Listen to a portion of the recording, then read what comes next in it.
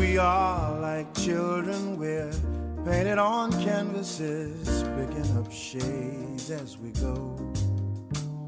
We start off with gesso, brushed on by people we know. Watch your technique as you go. Step back and admire my view. Can I use the colors I choose? Do I have some say what you use? Can I get some greens and some blues? We're made by the pigment of paint that is put upon. Our stories are told by our youth. My working definition for poverty, relevant to all of us, is that poverty is the experience of lack in a world of abundance.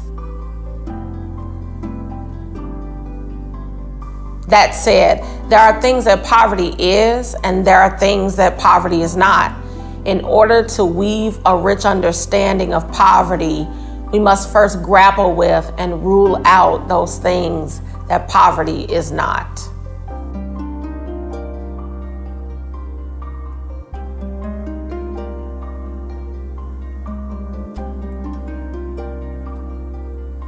An essential element to note is that poverty is not only material.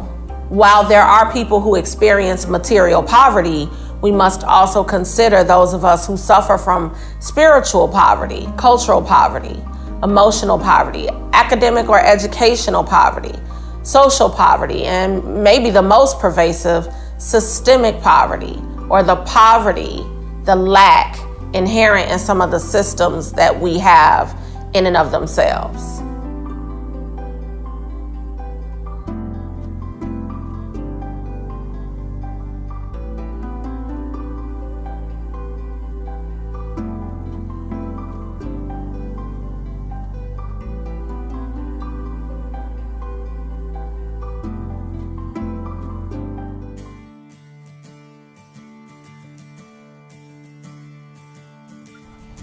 I once participated in a short-term mission trip to Guatemala.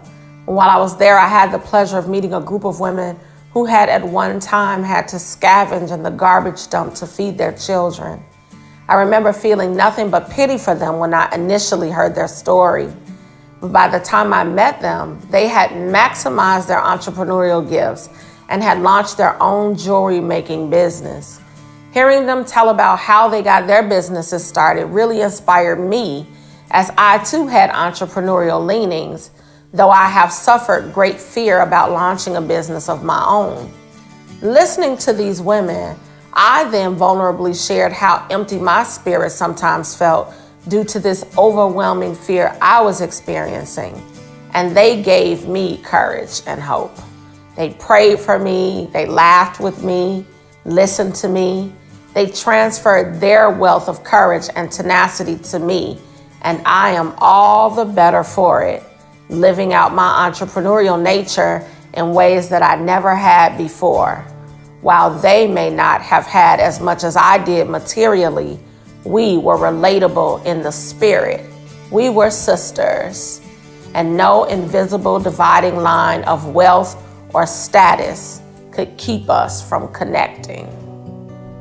They shared with me a portion of themselves in a way that was forever life-altering for me. And not out of pity at all, but out of the impression their craft made on me, I shared a portion of my wealth, buying jewelry to share with my friends and family back home.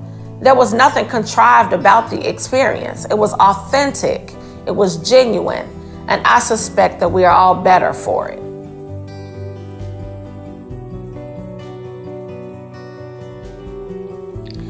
Poverty is not an identity. Rather, it is an existential experience, a way to experience life. However, to call someone poor is to say that that experience is the part and parcel of that person's identity. It is all that they are. Being poor implies that that is all that I am and that there is nothing more. It makes poverty, what should be a condition, my complete state of being, my existence, which is to say that it is my only way of being. my only way of existing, when in fact, even while I experience poverty, I also experience other things like love, family, joy, other types of existential wealth, and that I, as a person experiencing material poverty, still have quite a bit to be redistributed by way of other rich facets of my life. To label someone as poor is to give them that identity, and no one should choose an identity for another person.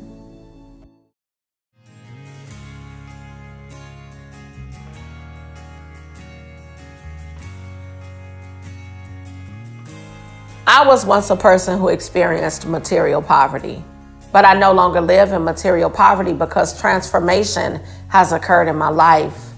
I'm sometimes a person who experiences spiritual poverty. I'm thankful for the spirit and the spiritual support system I have that comes alongside me, names me, knows me, experiences life on life with me, that I may continually grow and develop. I have spent my entire life suffering the fallout of systems of poverty. I have hope that the future will reveal more just systems of equity.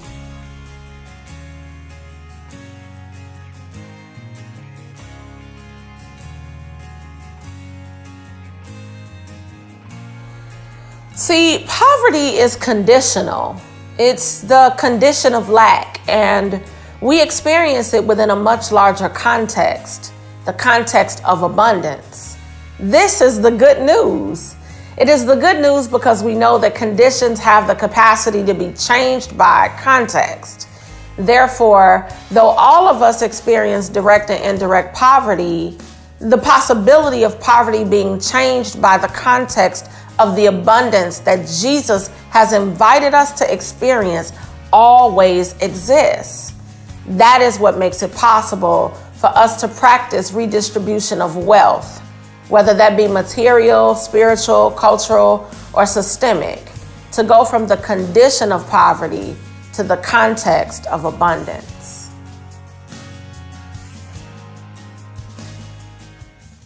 Anyone experiencing a form of poverty is also suffering the pain that comes from whatever form of poverty they're experiencing.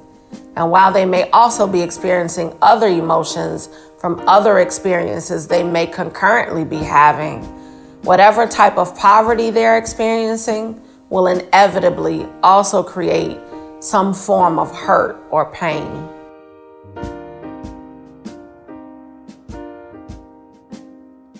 We are like children, we're painted on canvases, picking up shades as we go.